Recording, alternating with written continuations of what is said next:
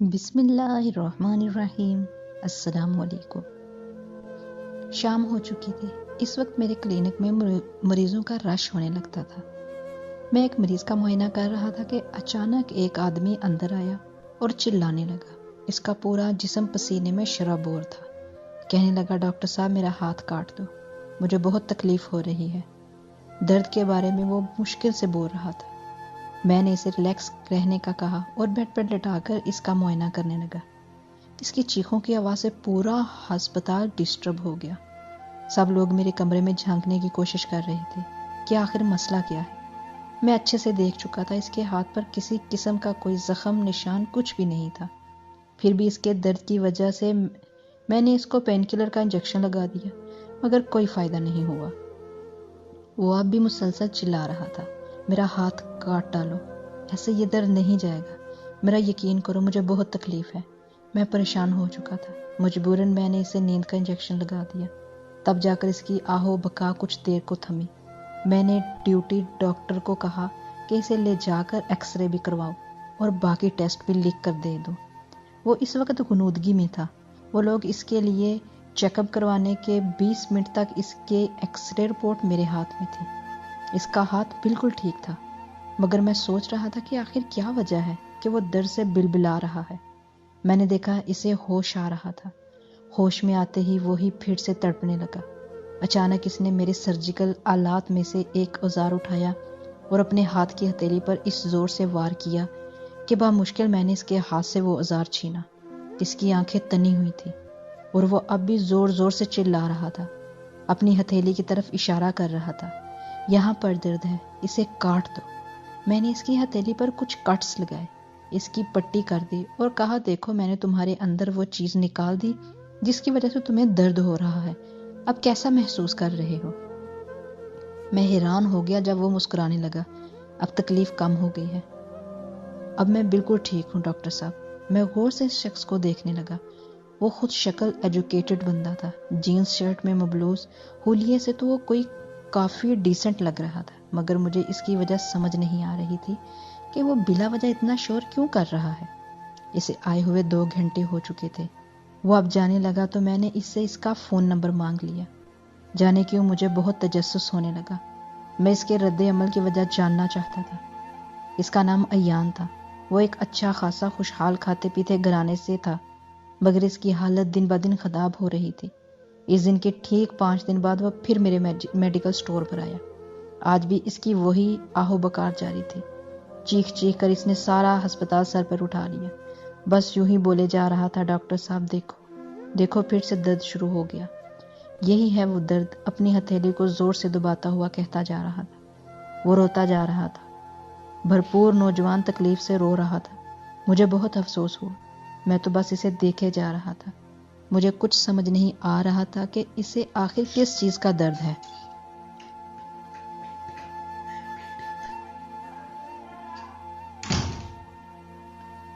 جب اس کی سبھی رپورٹس کلیئر تھی، مجھے اس نوجوان پر ترس آ رہا تھا۔ میں نے اسے پین کلر لگانے کے بجائے 1-2 ہلکے سے کٹ اس کی ہتھیلی پر لگا دیے تو وہ نارمل ہو گیا۔ اس نے میرا شکریہ ادا کیا، کہنے لگا، ڈاکٹر صاحب میں کئی کلینکس پر گیا مگر کوئی میرا درد سمجھ نہ پایا۔ آپ واحد انسان ہیں جس نے میری تکلیف کو مانا بھی ہے اور اسے دور بھی کیا ہے۔ میں نے اسے کہا کہ تم اپنا خیال رکھا کرو، تم کھاتے پیتے نہیں ہو اسی لیے تمہیں درد ہوتا ہے۔ وہ مجھ سے وعدہ کرتا ہوا چلا گیا۔ دراصل میں سمجھ گیا تھا کہ اسے تکلیف جس کا وہ ذکر کر رہا ہے، روتا ہے، وہ اس کے ہاتھ میں نہیں، اس کے دماغ میں تھی، اور وہ ایک ذہنی مریض بن چکا تھا۔ لیکن ایسا کیوں ہوا تھا یہ تو وہی بتا سکتا تھا۔ اب وہ ہر 3-4 دن کے بعد میرے پاس آتا اور میں بھی وہی حربہ آزماتا۔ وہ خوشی خوشی واپس چلا جاتا۔ وہ میری بات سمجھ نہیں پایا۔ میں اسے صاف الفاظ میں تو نہیں بتا سکا، لیکن میں نے اسے جو کٹس لگاتا وہ تکلیف کو دے سکتا تھا ختم۔ وہ پھر بھی میرے پاس ہی آ جاتا۔ 1-2 بار اس نے مجھے اپنے گھر میں انوائٹ کیا، مگر میں وعدہ تو کر لیتا، کبھی اس کے گھر جا نہ پاتا۔ میں بالکل بھی اپنے اس عجیب دوست کے لیے وقت نہ نکال پایا، کیونکہ میرا کافی بڑا ہسپتال تھا جس کی ہر ذمہ داری مجھ پر عائد ہوتی تھی۔ وہاں کچھ بھی غلط ہوتا تو مریض مجھے ہی قصوروار سمجھتے، اس لیے مجھے ہر ڈاکٹر اور نرس پر نظر رکھنا ہوتی اور مریضوں کو الگ الگ دیکھنا پڑتا۔ کافی سالوں کی انتھک محنت کے بعد میں نے یہ مقام حاصل کیا تھا۔ اب میں اس سے غفلت نہیں برت سکتا تھا۔ ایان کی تکلیف میں اب کچھ کمی آنے لگی تھی۔ اب اس کے آنے کا وقفہ بڑھتا جا رہا تھا۔ ایک دن کافی عرصہ ہو گیا وہ میرے پاس نہ آیا۔ میں خوش تھا کہ شاید اسے میری ضرورت نہیں رہی، اور یہ سچ ہی نکلا، اسے میری ضرورت نہیں رہی تھی۔ ایک دن اس کا خط ملا۔ میں نے دیکھا کافی لمبا خط لگ رہا تھا۔ میں نے سوچا گھر جا کر آرام سے پڑھوں گا۔ جب میں نے گھر جا کر خط کھولا تو میرے پاؤں تلے سے زمین کھسکتی ہوئی محسوس ہوئی۔ میں آپ کو ایان کا خط اسی کی زبانی سناتا ہوں۔ السلام علیکم ڈاکٹر زین العابدین، میں اللہ سے امید کرتا ہوں آپ خیریت سے ہوں گے۔ آج بھی اپنے مسیحائی کی پیشے کو دل و جان سے سر انجام دے رہے ہوں گے۔ آپ سوچ رہے ہوں گے کہ میں نے آپ کو خط کیوں لکھا ہے، تو میں آپ کو پہلے ہی بتا دوں کہ میں نے ڈاکٹرز تو بہت دیکھے، مگر آپ کی بات ہی الگ ہے۔ کسی بھی ڈاکٹر نے میری تکلیف کو سمجھا نہیں، مگر آپ سمجھ کے، آپ ہی میرے مسیحا ثابت ہوئے۔ آپ کی توجہ اور محنت نے مجھے اس تکلیف سے کچھ دیر تو صحیح لیکن نجات تو دی تھی۔ اس لیے آپ کا شکر گزار ہوں۔ آپ نے کئی بار مجھ سے پوچھا تھا کہ میں کیوں اس طرح درد سے بلبلاتا رہتا ہوں، تو آج میں آپ کو بتانا چاہتا ہوں اس کی وجہ کیا تھی، میرے ساتھ ایسا کیا ہوا تھا اور اس تکلیف سے آج تک نکل نہیں پایا۔ ڈاکٹر صاحب، اس سب کے پیچھے میری محبت کی کہانی ہے، میری اندھی محبت۔ جب میں نے لائبہ کو پہلی بار دیکھا، اس دن میں اس کی محبت میں ڈوب گیا تھا۔ وہ حسن و جمال کا پیکر تھی۔ گھبرائی ہوئی سی وہ میرے روم میں آ کر بیٹھی تو جیسے سارا کمرہ اس کے حسن سے چمکنے لگا۔ گندمی رنگ، لمبے کالے بال اور اس کے گلابی ہونٹوں پر وہ تل، مجھے تو اس کا حسن ہی دیوانہ بنا گیا تھا۔ جب اس نے بولنا شروع کر دیا تو اس کی باتوں سے بھی پھول جھڑنے لگے۔ میں تو چاروں شانے چت ہو گیا۔ وہ میرے آفس میں جاب کے لیے آئی تھی۔ وہ نوکری کرنا چاہتی تھی، مگر میں نے اسے مالکن بنا دیا۔ جلد ہی میں اپنی فیملی کو اس کے گھر لے گیا۔ رشتے کے لیے وہاں سوچ بچار کے بعد ہاں ہو گئی۔ میری تو خوشی کا کوئی ٹھکانہ نہیں تھا۔ جیسے پہلی نظر میں چاہا اب وہ میری ہونے والی تھی۔ میں اسے پا کر ہواؤں میں اڑنے لگا۔ وہ بھی میری محبت کے بدلے مجھ پر جان چھڑکنے لگی، میرا خیال رکھتی، مجھے خوش رکھتی۔ لائبہ نے دل و جان سے محبت دی۔ ایک دوسرے کی سنگت میں ہم دنیا بھول چکے تھے۔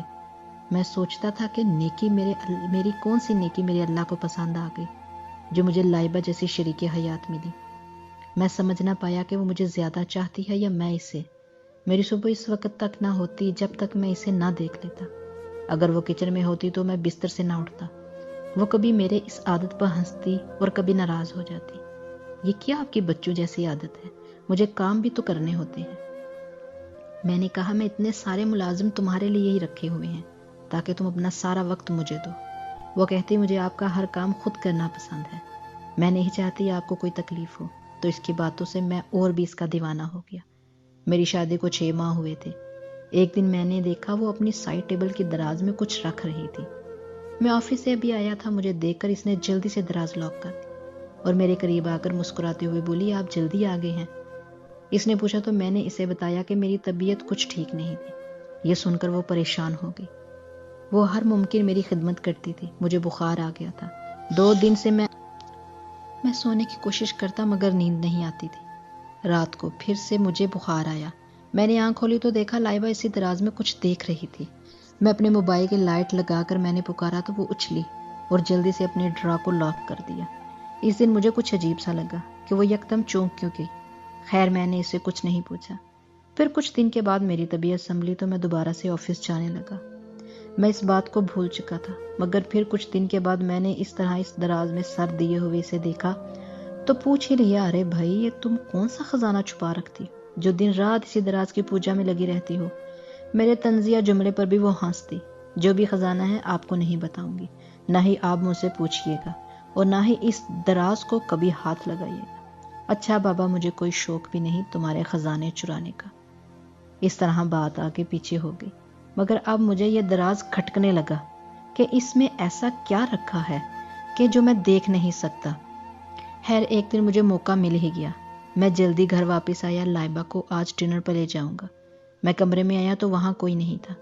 میں نے واش روم بھی چیک کیا مگر وہ وہاں بھی نہیں تھی۔ میں نے ٹیرس پر آ کر دیکھا تو وہ گھر کی پچھلی طرف جو لانڈری کا حصہ تھا وہاں پر کپڑے دھو رہی تھی۔ میں نے بھی اسے بلانا مناسب نہیں سمجھا۔ چلو جب تک فری ہوتی ہے میں کچھ آرام کر لوں۔ میں لنچ آفس میں ہی کر لیتا تھا۔ بیڈ پر لیٹا تو میری نظر سائڈ ٹیبل پر پڑی۔ وہ خلاف معمول کھلا ہوا تھا۔ شاید اسے توقع نہیں تھی کہ میں اس وقت گھر آ سکتا ہوں۔ میں نے تجسس کے مارے دراز کھولی تو میں حیران رہ گیا۔ اس میں کچھ جویلری اور کچھ خطوط پڑے ہوئے تھے۔ میں نے نہ چاہتے ہوئے بھی ایک خط اٹھا کر پڑھنا شروع کر دیا۔ کاش کہ وہ خط میں نہ پڑھتا۔ اے کاش اس دن میری بینائی چلی جاتی۔ وہ خط نہیں تھا ڈاکٹر صاحب، وہ میری بربادی تھی۔ اس میں لکھا تھا، میری پیاری شہزادی کیسی ہو؟ امید کرتا ہوں مجھے یاد کرتی ہوگی۔ میں بھی تمہاری یادوں کے سہارے ابھی تک زندہ ہوں۔ اس خط میں بہت کچھ پیار محبت کی داستانیں لکھی تھی، اپنی تڑپ کے قصے سنائے گئے تھے۔ آخر میں لکھا تھا، میں تمہیں لینے ایک دن ضرور آؤں گا، بس اس دن تک میرا انتظار کرنا۔ میں تمہیں اس قید سے چھڑا لے جاؤں گا، تمہارا شہزادہ۔ میری حالت خط پڑھ کر بری ہو گئی۔ ماتھے پر پسینہ آ گیا اور ہاتھ کانپنے لگے۔ میں نے ایک دو اور بھی خط پڑھے۔ ان میں بھی وہی باتیں لکھی ہوئی تھی جو میری غیرت کو گوارا نہیں تھی۔ ظلم تو یہ ہوا کہ ان خطوط پر تاریخ بھی میری شادی کے بعد کی درج تھی۔ اگر یہ شادی کے بعد پہلے ہوتے تو میں اسے معاف بھی کر دیتا، مگر وہ میری منقوہ ہو کر ایک غیر کے لیے تڑپ رہی تھی۔ اس کی یاد میں یہ خط پڑھتی رہتی تھی۔ اف، میری والہانہ محبت کا اس نے کیا صلہ دیا۔ میں نے اپنی مٹھیاں زور سے بند کر لی۔ مجھ سے برداشت نہیں ہو رہا تھا۔ میں اسی وقت وہاں سے نکل آیا۔ میں نے سوچ لیا کہ اب اس مکار عورت کے ساتھ نہیں رہوں گا، لیکن اگر میں نے اسے طلاق دی تو اس کا تو مسئلہ حل ہو جائے گا۔ یہ تو چاہتی ہی یہی ہے کہ میں اسے چھوڑ دوں اور یہ اپنے یار سے شادی کر لے۔ میں نے سوچا اسے بے وفائی کی سزا ضرور ملنی چاہیے۔ میری محبت اتنی خود غرض نہیں ہو سکتی۔ میری عزت کے ساتھ اس نے جو کھیل کھیلا ہے، میں اسے کیسے معاف کرتا؟ میں واپس گاڑی موڑ کر گھر کی طرف جانے لگا۔ میں نے ایک شاپ سے چوہے مار دوائی لی اور پھر جوس کارنرز میں سے اس کا من پسند جوس پیک کروایا اور واپس آ گیا۔ میں نے کار میں ہی دوائی ملا دی تھی۔ جو اس جوس میں گھر آتے ہی میں نے اس کو آواز دی تو وہ چلی آئی لانڈری کی طرف سے۔ آپ آ گئے؟ مجھے دیکھ کر وہ خوش ہوئی۔ مجھے اس کی یہ ایکٹنگ ایک آنکھ نہیں بھا رہی تھی۔ میں اسپاٹ چہرے کے ساتھ اس کو جس کا پارسل تھما دیا۔ وہ اپنا فیورٹ جوس دیکھ کر مسکرائی اور ہمیشہ کی طرح اس وقت پینا شروع کر دیا۔ میں اسے دیکھتا رہا۔ اس نے جوس ختم کر کے عجیب سا منہ بنایا۔ اف، آخر کیا عجیب ذائقہ تھا اس میں۔ دل خراب ہو گیا میرا۔ وہ ڈسٹ بن میں تھونکنے لگی۔ مجھے دیکھ کر بولی، ابھی آتی ہوں، اور اپنے کمرے کی طرف جانے لگی۔ میں بھی اس کے پیچھے آ گیا۔ کمرے تک پہنچتے پہنچتے اس کے پیٹ میں شدید درد اٹھا۔ اس نے اپنا پیٹ پکڑا۔ زہر بہت تیز تھا۔ میں نے زیادہ ہی مقدار میں ملا دی تھی۔ میں اسے شفاف نظروں سے بس دیکھ رہا تھا۔ وہ مجھے بتانا چاہ رہی تھی کہ اسے بہت تکلیف ہے، لیکن بس اسے دیکھتا ہی رہا تڑپتے ہوئے۔ لائبہ کی نظر بیڈ پر پڑے خطوط پر گئی تو اس نے مجھے عجیب نظروں سے دیکھا، جسے اسے یقین آ رہا ہو شاید وہ سبھی کچھ سمجھ چکی تھی کہ میں نے ہی جوس میں کچھ ملایا، تبھی تو اس کی مدد نہیں کر سکا۔ لائبہ نے ایک ہاتھ سے خطوط کی طرف اشارہ کیا تو مجھے دیکھ کر زخمی سی مسکراہٹ اس کے چہرے پر آ گئی، جیسے کوئی شکایت کر رہا ہو۔ تبھی مجھے خیال آیا کہ وہ تو مر رہی تھی۔ میرے دل کو کچھ ہونے لگا۔ میں نے اسے جان سے بھی زیادہ چاہا تھا۔ میں اس کے قریب گیا۔ مجھے اس کی تکلیف دیکھی نہیں گئی۔ میں نے اپنے پلان بی پر عمل کرنا شروع کر دیا۔ اپنی جیب میں ہاتھ ڈال کر میں نے وہ بیگ نکالا جو میں اس کے لیے لایا تھا۔ لائبہ کو تڑپتا ہوا دیکھنا چاہتا تھا۔ میں نے وہ ہوا روکنے والا بیگ اس کے چہرے پر چڑھا دیا اور اسے تڑپ کر مرنے کے لیے چھوڑ دیا۔ تھوڑی ہی دیر میں وہ ساکت ہو گئی۔ اس کے منہ سے خون نکل رہا تھا۔ میں نے اس کا چہرہ اپنے ہاتھوں میں لیا تو وہ خون میرے اس ہاتھ کی ہتھیلی پر لگا جس میں درد ہوتا تھا۔ اس نے اپنی آنکھیں بند کر لی تھی۔ اس کی گردن ایک طرف کو لٹک گئی تھی۔ میں نے چلانا شروع کر دیا۔ اب مجھے احساس ہوا کہ میں نے کیا کر دیا، اپنی ہی محبت کو جان سے مار ڈالا۔ مگر اب کیا ہو سکتا تھا؟ اسے گئے ہوئے 1 ہفتہ ہو گیا تھا۔ میں نے اس کمرے میں بھی جانا چھوڑ دیا جس میں اس کی یادیں تھیں۔ میں اپنی جیب میں ہر وقت وہی چیز رکھتا جس نے اس کی جان لی تھی۔